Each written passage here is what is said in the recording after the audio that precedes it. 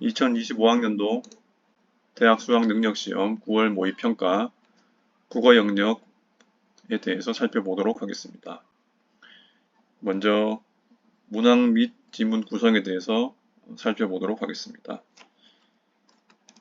독서 영역의 경우 독서 이론 부분에서는 시각 자료를 활용한 글 읽기, 사회문화 분야에서는 공정거래법과 표시광고법, 과학기술 분야에서는 블록체인 기술, 인문예술 분야에서는 리얼리즘 영화 이론과 정신분석학적 영화 이론이 출제가 되었습니다. 자, 이 중에서 사회문화, 과학기술, 인문예술 영역이 모두 연계교재에서 연계가 되었음을 알 수가 있습니다.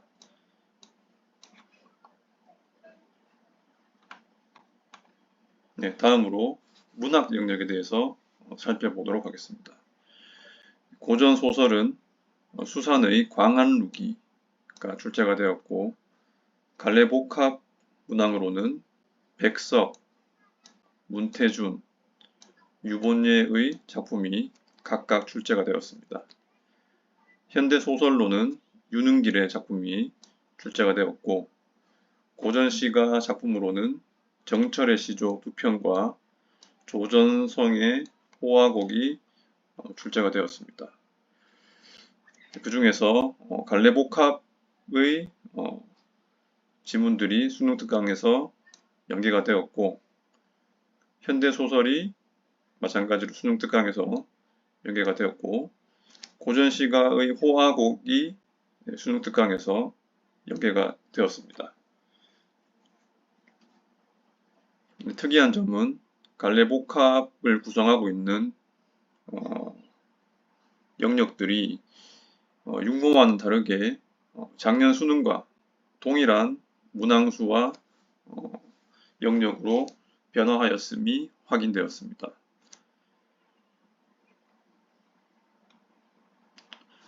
화법과 작문을 살펴보면 화법 문항으로는 안전벨트의 원리가 출제되었고, 화법과 작문의 통합 문항으로는 축제 준비를 위한 학생들의 대화와 축제 참가 소감문이 출제가 되었습니다. 작문 문항으로는 다양한 형태의 체육 공간 조성을 건의하는 건의문이 출제가 되었습니다. 네, 언어와 매체에 대해서 살펴보도록 하겠습니다. 일단 언어의 경우에는 둘 이상의 쓰임을 보이는 단어가 지문 문항으로 출제가 되었습니다. 의문의 변동이 출제가 되었고, 중세국어의 주체 높임과 객체 높임이 출제가 되었습니다. 문장의 짜임과 부정 표현, 시제 표현이 통합된 문항이 출제가 되었습니다. 매체의 경우에는 뉴스레터 제작 회의와 그것을 바탕으로 한 뉴스레터가 출제가 되었고, 자신의 스마트폰 사용과 관련된 학생 개인의 블로그 글이 출제가 되었습니다. 특이한 점은 매체 문항의 구성이 세문항으로 변화하였다는 점입니다. 2024년 수능에서는 네문항, 두문항이었고, 육모에서도 마찬가지로 네문항, 두문항이었는데, 이번 구모에서는 세문항과 세문항으로 출제가 되었고, 이에 따라서 언어 연계 문항도 마지막 세트 문항에 포함이 되었습니다. 네, 다음으로 세부적인 사항을 살펴보도록 하겠습니다. 이번 구모는 비교적 평이한 수준으로 출제가 되었다고 볼 수가 있습니다. 원점수를 기준으로 했을 때 1등급을 받기 위해서는 화작은 98점 이상, 언어와 매체는 96점 이상이 되어야지 1등급이 가능하다라는 그런 EBSI의 분석이 지금 나온 상태입니다. 육모랑 비교해 보아도 1등급 기준이 되는 표준 점수와 표준 점수 최고점이 모두 하락했다라고 파악이 되었고, 그걸 보면 구모가 좀 쉽게 출제가 되었다라고 볼 수가 있겠습니다. 또한 오답률이 높은 문항을 살펴보아도 육모에 비해서 오답률이 현저히 낮은 그런 수치를 확인할 수가 있습니다. 네, 제재를 살펴보면 독서 영역의 경우에는 4개의 지문 중에서 3개의 지문이 모두 연계교재에서 출제가 되었습니다.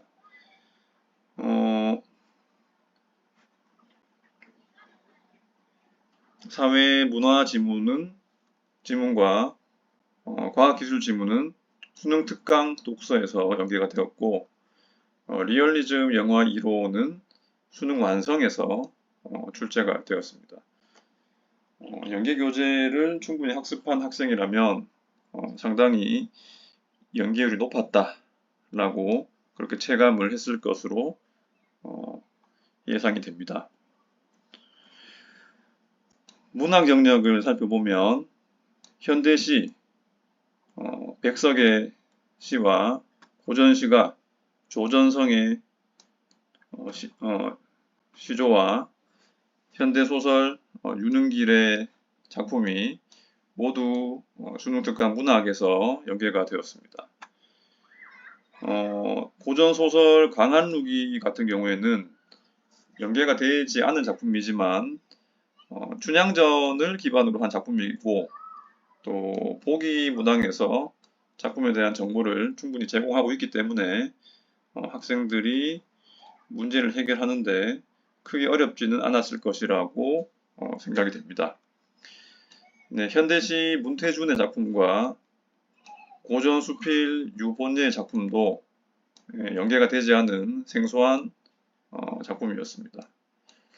그렇지만 각각의 지문과 관련된 보기 문항에서 작품의 이해 방향과 작품과 관련된 정보를 제공하고 있기 때문에 학생들이 문제를 해결하는데 많은 도움을 받았을 것으로 생각이 됩니다.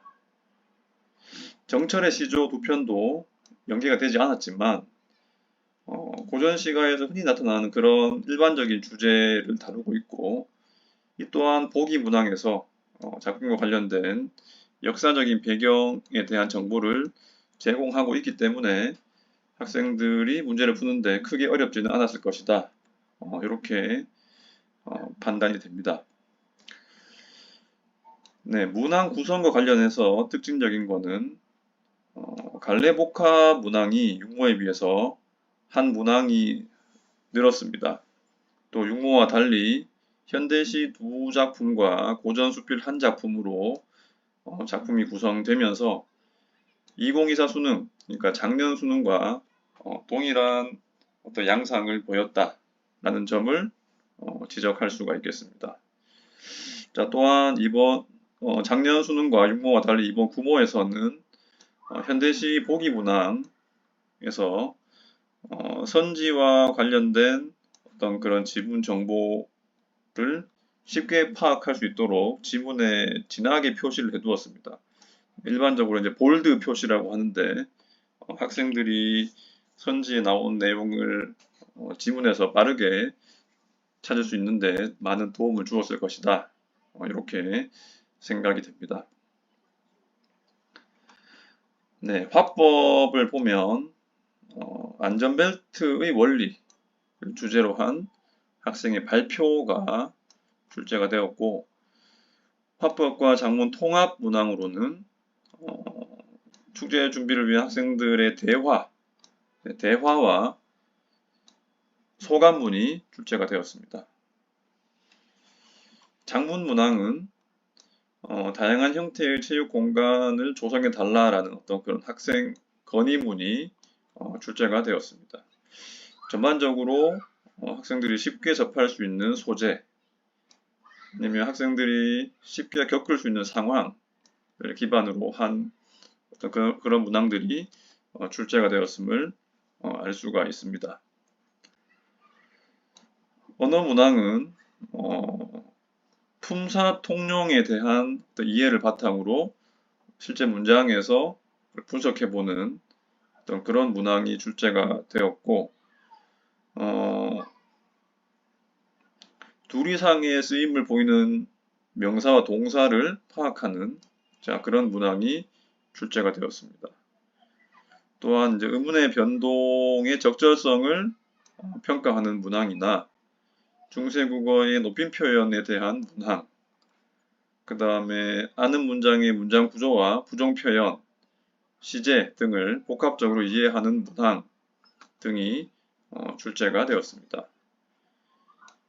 네, 매체 문항은 뉴스레터의 제작을 주제로 한 누리소통망의 대화, 네, 학생들의 대화와 이런 대화를 바탕으로 실제로 제작된 뉴스레터가 출제가 되었습니다. 또 스마트폰 사용 습관을 주제로 한 학생의 블로그 글이 출제가 되었습니다. 자, 뭐 아까도 말했지만 매체 문항의 문항 구성이 2024 수능이나 육모와는 달리 세문항으로 이렇게 짜여져 있고, 언어가 연계된 문항은 매체 영역의 마지막 문항 세트에 포함되었다는 점이 앞선 시험들과는 조금 다른 양상이었다, 이렇게 볼 수가 있겠습니다. 네, 특징적인 문항들은 대체로 이제 오답률이 높은 각 영역의 문항들인데, 이거는 제공된 파일을 보시면 될 것 같습니다.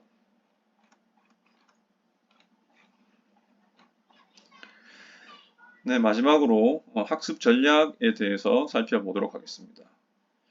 네, 육모는 구모와 마찬가지로 연계교재에서 많은 제재나 작품이 연계되고 있다라는 것을 확인할 수가 있었습니다.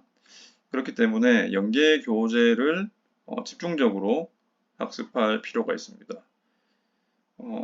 이번 구모에서는 수능 특강에서 많이 연계가 됐지만, 네, 수능 완성에서도 연계가 되고 있는 것을 볼 수 있었기 때문에 학생들은 수능 완성까지 끈기를 가지고 학습할 필요가 있겠습니다. 네, 중상위권 학생들은 이 구모를 통해서 자신이 취약한 분야가 무엇인지 파악을 해서 평가원에서 출제한 어떤 그런 문제들을 반복적으로 분석하고 패턴을 익힐 필요가 있습니다. 또한 선지들이 어떤 의도를 가지고 그렇게 작성이 되었는지 스스로 한번 분석해보는 그런 것도 많은 도움이 될 것 같습니다. 네, 평소에 지문을 모두 이해한다. 단순히 기술적으로 문제만 푸는 게 아니라 지문 내용을 내가 완벽하게 이해한다 라는 그런 마음가짐으로 학습에 임할 필요가 있고, 틀린 문항이 있으면 해설지를 보지 않고 스스로 틀린 이유를 찾아보는 그런 습관을 기를 필요가 있겠습니다. 또한 이제는 수능이 임박한 만큼 시간을 잘 배분하는 그런 연습을 할 필요가 있습니다. 하위권 학생들은 기본적으로 독해 능력 자체가 부족한 경우가 많은데, 독해 능력 자체를 키우기 위한 그런 학습이 필요할 것입니다. 또한 연계교재를 충분히 학습을 해서 배경 지식을 쌓아 놓으면 시험장에서 문제를 푸는 시간을 절약할 수가 있을 것입니다.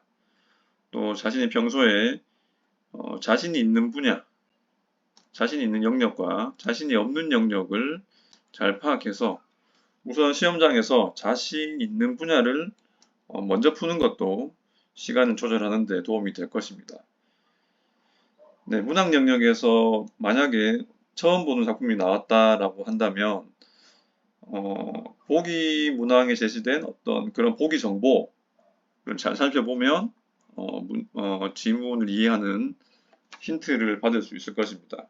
그래서 처음 보는 작품이 있으면 보기 문제에 나와 있는 보기 정보를 먼저 보는 것도 도움이 될 것입니다.